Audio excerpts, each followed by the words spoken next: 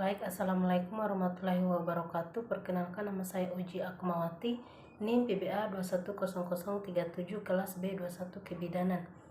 Di sini saya akan menjelaskan mengenai resume studi kasus mata kuliah Asuhan Kebidanan Neonatus Bayi dan Balita. Judul yang saya ambil mengenai resume studi kasus yaitu yang pertama yaitu bayi baru lahir dengan kelainan kongenital.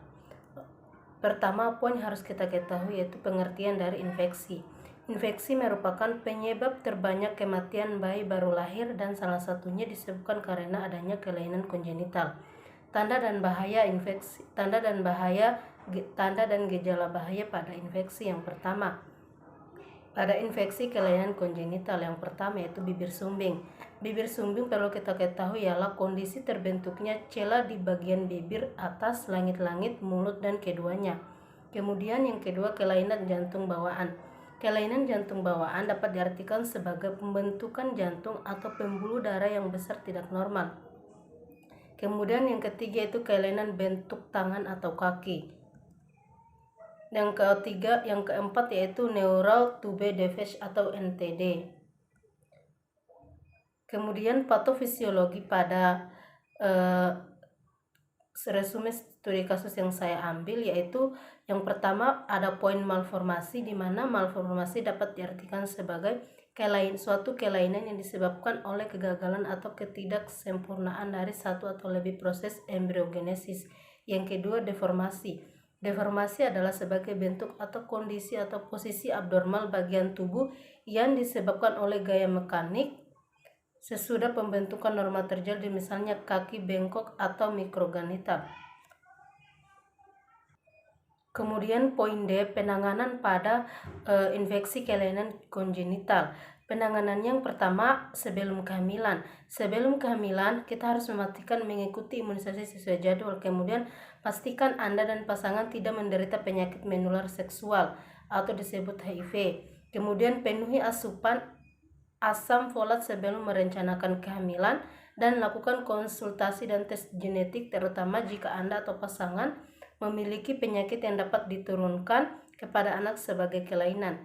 Dan sesudah kehamilan, penanganan yang kita harus lakukan yaitu jangan merokok dan hindari paparan asap rokok, hindari mengonsumsi minuman beralkohol, kemudian jangan menggunakan nafza, lakukan olahraga ringan dan istirahat yang cukup, dan lakukan pemeriksaan kehamilan secara rutin. Bagian E, evidence-based asuhan kebidanan yang tepat untuk mencegah infeksi kelainan kongenital.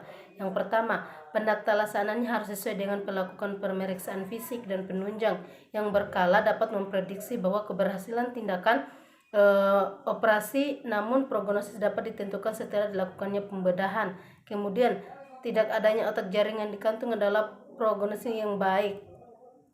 Yang ketiga, prognosis buruk karena hamil jaringan kemungkinan besar akan menyebabkan beberapa cacat neurologis. Kemudian pada studi kasus kedua, resume studi kasus kedua yang saya ambil yaitu mengenai hubungan penyakit infeksi dengan status gizi pada anak balita usia 12-59 bulan di Puskesmas Oepoi, Kota Kipang.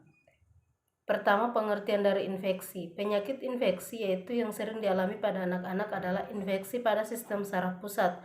Pada anak, infeksi sistem saraf pusat dapat mengakibatkan morbiditas dan mortalitas yang besar jika tidak terdeteksi dan tertangani secara tepat. Meningitis adalah salah satu penyakit infeksi sistem saraf pusat yang mengancam jiwa dan menyebabkan kelainan neurologis.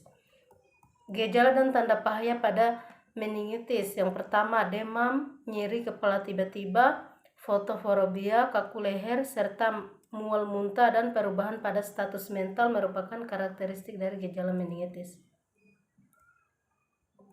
Kemudian patofisiologi pada meningitis yaitu meningitis pada umumnya sebagai akibat dari penyebaran penyakit di organ ataupun jaringan di dalam tubuh lainnya, virus atau bakteri yang menyebar secara hematogen sampai ke selaput otak, misalnya penyakit faringitis, tonsilitis, pneumonia, bronkopneumonia, dan endokarditis. Kemudian penanganan pada Penyakit meningitis yaitu pertama kita melakukan tindakan pencegahan primer, di mana tujuan dari pencegahan primer adalah untuk mencegah timbulnya faktor resiko meningitis bagi individu yang belum mempunyai faktor resiko dengan melaksanakan pola hidup sehat. Kemudian pencegahan sekunder dan pencegahan tersier. Evidence based atau asuhan kebidanan yang tepat untuk kita lakukan yaitu petugas kesehatan harus meningkatkan lagi penyuluhan tentang gizi pada balita dan penyakit infeksius khususnya pada balita. Kemudian bagi orang tua yang diharapkan untuk lebih meningkatkan pengetahuan gizi agar tercapai status gizi balita yang baik dan selalu memantau status gizi balita dengan cermat.